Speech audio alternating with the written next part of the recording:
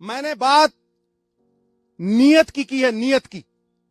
नीयत साहब नीति में दिखती है, और नीति सिर्फ दो पूंजीपतियों के लिए बनाई गई है मोदी सरकार ने। आप अगर यह सोचते हो कि यह कानून सरकार किसानों के हक में बना रही है तो बहुत बड़ी गलतफहमी है। यह सिर्फ दो पूंजीपतियों के हक में उन्हें रिमोट कंट्रोल देने के लिए कानून बनाए गए हैं। और मैं आज डंके की चोट पे यह कहता हूं, छाती ठोक के यह कहता हूं कि हम मरते मर जाएंगे, लेकिन अंबानी और अडानी को पंजाब में पैर नहीं धरने देंगे। मैं बात जो करने वाला हूं वो बड़ी पते की, और यहां वाजिब है। ई नैम तो पहले भी था साहब, पहले भी ऑनलाइन ट्रेडिंग होती थी। आप मंडियों की बात करते हो, आप ये बात करते हो कि फ्री मार्केट होनी चाहिए, तो फिर यह कानून बनाने की क्यों जरूरत है? बाहर से ई नैम होता था, ऑनलाइन ट्रेडिंग होती थी, ये कानून क्यों बनाए गए?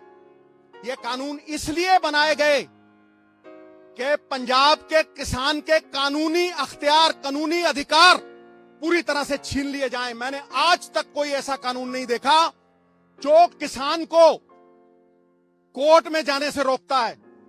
ये वो कानून बनाया है मोदी साहब ने काला, जिससे किसान अगर उसका कोई डिस्प्यूट होता है तो वो कोर्ट में नहीं जा सकता, नंबर एक।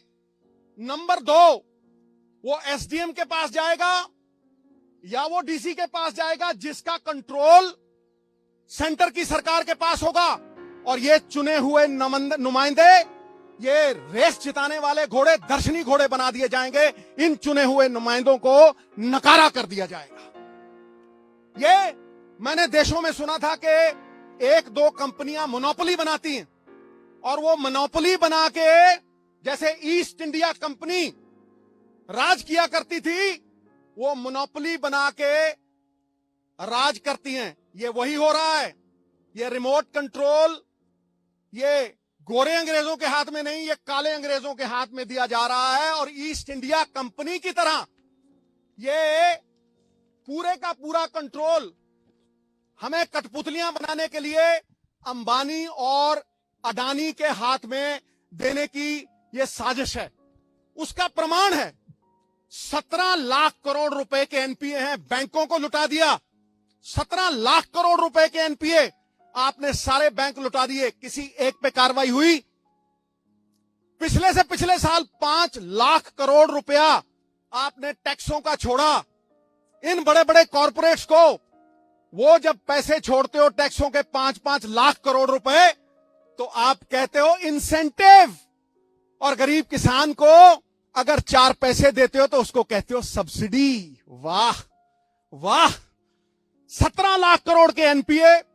पूछिए मोदी सरकार से क्या जवाबदेही बनाया है किसी को? 5 लाख करोड़ रुपए के रेवेन्यूज फोरगॉन बजट में आते हैं। ये तिवारी साहब बैठे हैं, एमपी साहबान बैठे हैं, रेवेन्यूज फोरगॉन। वो रेवेन्यूज फोरगॉन आप छोड़ते हो, वो इंसेंटिव। और किसान की जो बनी बनाई इनकम थी, किसान क्यों डरा हुआ है? किसान इसलिए डरा हुआ है कि उसकी लागत बढ़ रही है, उसके खर्चे बढ़ रहे हैं, पेस्टिसाइड के ऊपर खर्चे बढ़ रहे हैं, पेट्रोल की कीमत बढ़ रही है।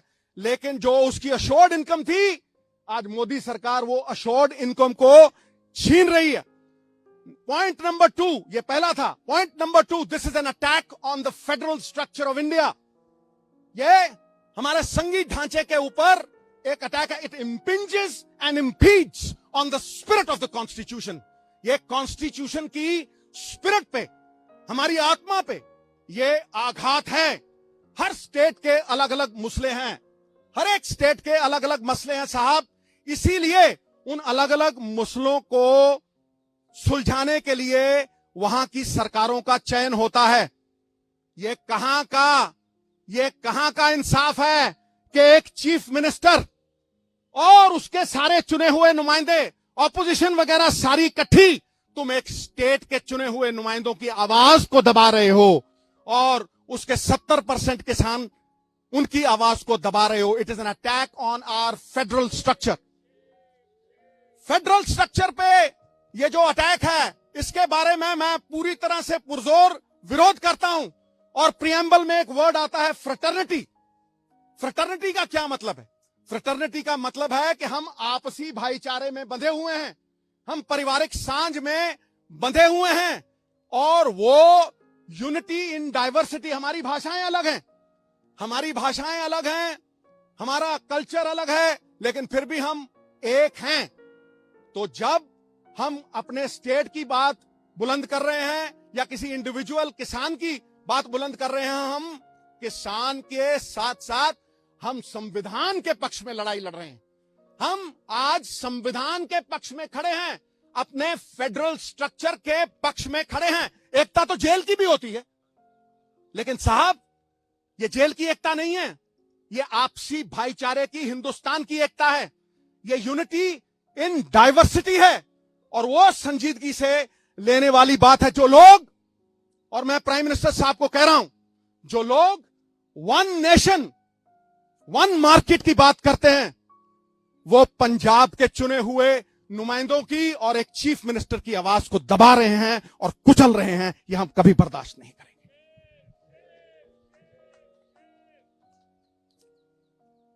जीएसटी की तरह यह पंजाब की इनकम पे वार है। तुम हमारे ही पैसे लेते हो। जीएसटी में तुमने फाइनेंशियल कंट्रोल ले लिया और सारे पैसे स्टेट के बिहाफ पे तुमने वो इकट्ठे किए, और तुम हमें ही वो पैसे दे नहीं रहे। ये कहां का इंसाफ है भाई? चोरी और सीना चोरी, क्या ये सरकारें ये करेंगी? हमारे पैसे लेके तुम ये कहते हो कि हमसे लोन पे वापस ले लो। धिक्कार है ऐसी सरकार पे। काहे का फेडरल ढांचा, फिर काहे की आपसी भाईचारक सांझ? और तुम इकोनॉमिक ब्लॉकेड लगाते हो। I am using the word economic blockade. तुम हमारी रेलें रोकते हो, हां? तुम सामान नहीं पहुंचने दोगे, तुम थ्रेटन करते हो हमें। एक तो तुम हमारे किसान की, और ये किसानी is a way of life in Punjab. ये जीवन जीने का एक तरीका है, ये हमारी पगड़ी है। तुम हमारी पगड़ी को हाथ डालोगे तो वो हाथ तोड़ के डालेंगे। तुम्हारी पगड़ी को हाथ डालोगे, वो हमें मंजूर नहीं है। और मैं आज भी ये कहता हूं कि तुमने हमें सवेरे भी रोकने की कोशिश की। किसानी का संघर्ष जो है वो पवित्र संघर्ष है, झंडे में डंडे वाला संघर्ष है, नॉन वायलेंट संघर्ष है। तुम उस संघर्ष को बाहरी ताकतों के साथ जोड़ोगे तो तुम किसान का निरादर कर रहोगे, उसका अपमान करोगे, वो हम सहन नहीं करेंगे। अगली बात मैं कर रहा हूं, पहले आपने जीएसटी छीन लिया हमारी मंडियों से। 5,000 करोड़ रुपया, सीएम साहब बैठे हैं, बाकी लोग बैठे हैं, 5,000 करोड़, पिछले साल 4,000 करोड़, इस साल 5,000 करोड़ बाप दादाओं ने, हमारी पुश्तों ने, 4 पीढ़ियों ने मिलके वो इंफ्रास्ट्रक्चर खड़ा किया है। मैं पूछता हूं नरेंद्र मोदी जी से कि मोदी साहब, जहां आपने ये मंडियां नहीं है, जहां आपने ये पहले लागू किया, मुझे ये बताएं कि वहां का किसान, उसकी क्या हालत है? वो लेबर कर रहा है, वो लेबर कर रहा है। देखिए आप, मैं स्टेटों का नाम नहीं लेना चाहता क्योंकि वो भी सब में हमारी पगड़ी है, हम जानते हैं, लेकिन तुम हमारे किसानों को लेबर करवाओगे, इस पगड़ी को हम पैरों में नहीं लड़ने देंगे। और यह संघर्ष हमारा गहना बनेगा। मन्नू साडी दातरी, असी मन्नू दे सोए, जो जो मन्नू वडदा, असी धूण सवल्ले होए, असी धूण सवल्ले होए। चूने की छत के ऊपर जितने थप्पड़ मारोगे वो उतनी ही सख्त, उतनी ही तगड़ी होती जाएगी। ईंट को आग में डालोगे, सोने को आग में डालोगे, वो पक जाएगा और भी चमकेगा। मैं अगला पॉइंट जो है वो ये कह रहा हूं कि पहले आपने जीएसटी छीना, फिर आप हमारी मंडियों पे आ गए। 28,000 आड़तियां रजिस्टर्ड, 5 लाख मजदूर जो मंडियों में काम करता है, हमारे बाप दादाओं का बना हुआ इंफ्रास्ट्रक्चर, तुम उसे बर्बाद करने के ऊपर तुले हो। और जहां तुमने ये फ्री मार्केट लगाई है वहां किसान लेबर कर रहा है। उसके बाद मैं अगली बात करता हूं, क्या यह अकेले पंजाब की बात है? क्या ये अकेले सिर्फ चीफ मिनिस्टर की बात है या इन एमएलओ की बात है? नहीं, यह हर हिंदुस्तानी की बात है, क्योंकि फूड इन्फ्लेशन आएगी, भुखमरी आएगी। मैं कह रहा हूं आज, कैसे कह रहा हूं? क्योंकि आपने इस कानून में अंबानी और अडानी साहब जैसे लोगों को होर्डिंग को लेजिटिमाइज कर दिया। आपने उसमें लिख के दिया कि आप ये अनाज अपने गोदामों में रखिए, 50 गुना और 100 गुना बेचिए, 50 गुना और 100 गुना बेचिए। भुखमरी का कारण क्या है? मैं डंके की चोट पे कहता हूं, कोई डिबेट कर ले मेरे साथ कोई। भुखमरी का कारण यह नहीं है कि अनाज नहीं है, अनाज होता है साहब, अनाज गोदामों में होता है अंबानी और अडानी साहब के, लेकिन वो गरीब की पहुंच के परे हो जाता है, इसलिए इन्फ्लेशन आती है। और इन्फ्लेशन का असर अमीरों पे नहीं होता। हम तो कहते हैं भर दे भैया, अपना टैंक भर दे, कोई चक्कर नहीं, लेकिन जो गरीब 500 रुपए कमाता है, वो 500 रुपए की वैल्यू 200 रह जाती। जो वो 500 में खरीदता था, वो 2000 में खरीद नहीं पाता। तुम्हारी जीएसटी ने व्यापारी मारा, और आज ये काले कानून किसानों को मार रहे हैं, हमारी पहचान को मिटा रहे हैं। बाबा नानक ने दी थी ये हमें पहचान, मरते हुए मर जाएंगे, इस पहचान को नहीं मिटने देंगे। नाम ही खो देंगे तो किधर जाएंगे, और पहचान खो देंगे सिद्धू तो बिखर जाएंगे, नहीं बिखरने देंगे हम पंजाब को। और आखिरी पॉइंट जो मैं कहना चाहता हूं वो ये है कि आप एहसान फरामोश हो गए, आप एहसान फरामोश हो गए हो। मैं डंके की चोट पे कहता हूं। किस तरह से कहता हूं? क्या पंजाब को ग्रीन रेवोल्यूशन की जरूरत थी? नहीं।